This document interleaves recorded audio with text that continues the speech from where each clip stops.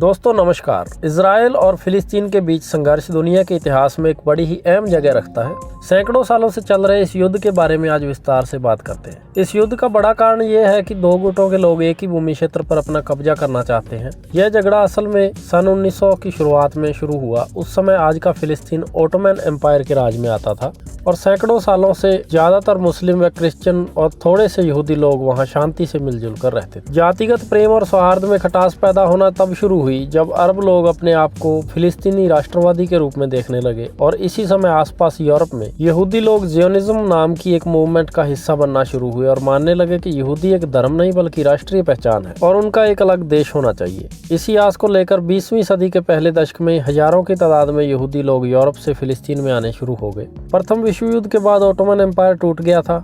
British और French लोगों ने मिडिल ईस्ट को बांट दिया था और फिलिस्तीन के एरिया को ब्रिटेन ने अपने कंट्रोल में ले लिया। ब्रिटेन ने यहूदी लोगों का फिलिस्तीन में आप्रवासन जारी रखा। जब यहूदी लोगों ने फिलिस्तीन में आकर बड़े समुदाय बनाने शुरू किए तो अरब और यहूदी लोगों में झगड़े शुरू हो गए। दंगे फसाद की घटनाओं के बढ़ने के कारण 1930 में ब्रिटेन ने यहूदियों के वहां पर आने की संख्या को सीमित कर दिया। फिर वर्ल्ड वार 2 के दौरान होलोकॉस्ट की घटना हुई जिसमें लाखों की तादाद में यहूदी लोगों को मारा गया और बचे खुचे यहूदी यूरोप से जान बचाकर भागे वह ब्रिटिश कंट्रोल्ड फिलिस्तीन में आकर शरणार्थी बनने लगे। 1947 में जब अरब और यहूदी लोगों के बीच दंगा फसाद और मारकाट बढ़ने लगी तो यूनाइटेड नेशंस ने प्लान बनाया कि इस क्षेत्र को बांटकर 2 हिस्सों में कर दिया जाए। एक क्षेत्र यहूदियों में दूसरे अरब लोगों को दे दिया जाए। इस तरह क्रमशः इजराइल और फिलिस्तीन बना दिया जाए। यरूशलेम शहर जहां यहूदियों, क्रिश्चियंस और अरब लोगों के पवित्र स्थान थे, इस शहर को इंटरनेशनल जोन बना दिया जाए। इस प्लान का अर्थ था कि यहूदी अपनी स्टेट में जाकर इजराइल की स्वतंत्रता स्थापित करेंगे जिससे यह भयंकर हिंसा रुक जाएगी जो ब्रिटिश लोगों के बस के बाहर हो रही। यहूदी लोगों ने इसको खुशी खुशी स्वीकार कर लिया और इजराइल को अपना देश मान लिया।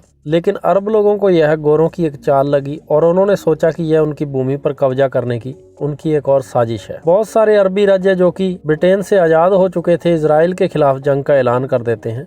इनका मकसद इस बंटवारे को खत्म करके फिलिस्तीन को फिर से एक संपूर्ण भूमि क्षेत्र के रूप में संयुक्त करने का था, मतलब इजराइल को सेपरेट नहीं होने देना था। इस युद्ध में इजराइल जीत गया और यूएन द्वारा निर्धारित सीमा को तोड़कर इजराइल ने फिलिस्तीन के बड़े भूभाग पर कब्जा कर लिया। इजराइल ने गाजा और वेस्ट बैंक को छोड़कर सारे फिलिस्तीन को कब्जे में कर लिया, जिससे अरब और इजराइल के बीच दशकों चलने वाला यह विवाद शुरू हुआ। फिर 1967 में इजराइल और पड़ोसी अरब देशों में एक युद्ध हुआ। ये युद्ध 6 दिन तक चला जिसमें इजराइल फिर से अपनी सीमाओं का विस्तार कर लेता है और सीरिया की गोलन हाइट्स, वेस्ट बैंक और इजिप्ट के द्वारा नियंत्रित प्रदेशों गाजा और सोनाई पेनिसुला पर भी कब्जा कर लेता है। इजराइल द्वारा फिलिस्तीन की सारी जमीन जिसमें जेरूसलम भी शामिल था इसको अधिकार क्षेत्र में ले लिया जाता है। 1978 में इजराइल और इजिप्ट अमेरिका द्वारा कराए गए कैंप डेविड समझौते पर हस्ताक्षर करते हैं और इजराइल इजिप्ट को सनाई का क्षेत्र वापस दे देता है। उधर अरब देशों में माहौल बड़ा ही विवादास्पद बन गया था। इजिप्ट के प्रेसिडेंट अनवर सदत की इस समझौते के विरोध स्वरूप हत्या कर दी जाती है। इसके बाद कुछ दशकों तक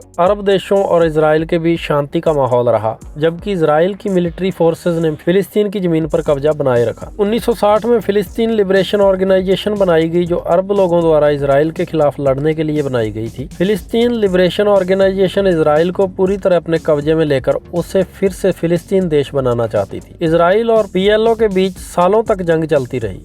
1982 में इजराइल ने लेबनान पर हमला करके इस ग्रुप को बेरूट से खदेड़ दिया। उसके बाद पीएलओ ने इच्छा जताई कि पहले की तरह फिलिस्तीन और इजराइल को अपना अपना हिस्सा दे दिया जाए, लेकिन लड़ाई जारी रही। इजराइल ने फिलिस्तीन के जिन हिस्सों पर कब्जा जमाया हुआ था वहां पर यहूदी लोगों को बसाना शुरू कर दिया। इजराइल के निवासी गाजा और वेस्ट बैंक में आकर बसने लगे।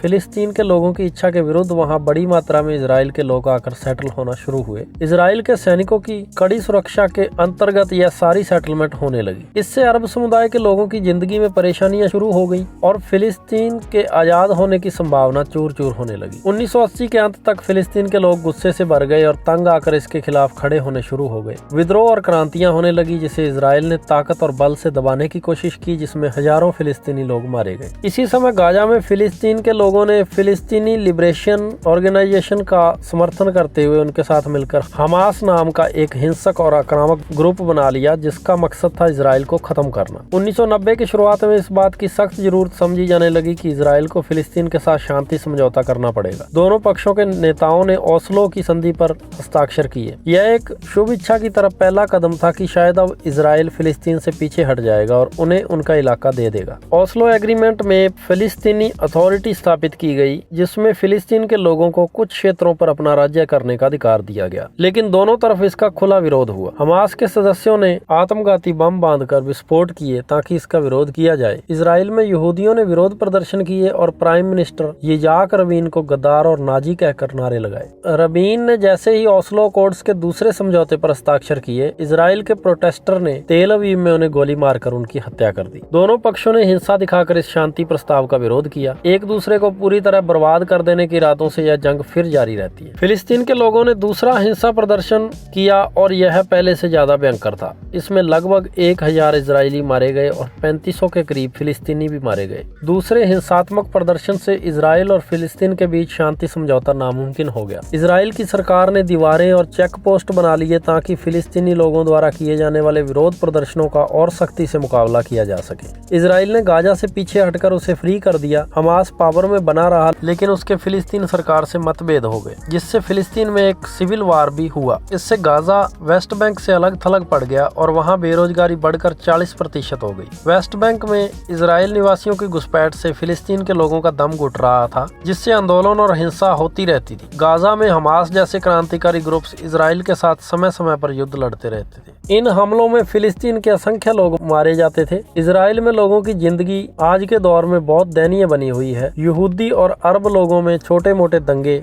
होते ही रहते हैं और शांति स्थापित करना राजनीतिक अथॉरिटीज के लिए नामुमकिन हो गया। यह झगड़ा अब क्या रूप लेगा कोई पता नहीं। फिलिस्तीन के लोग तीसरा विरोध प्रदर्शन करेंगे या फिर फिलिस्तीन की सरकार गिरेगी।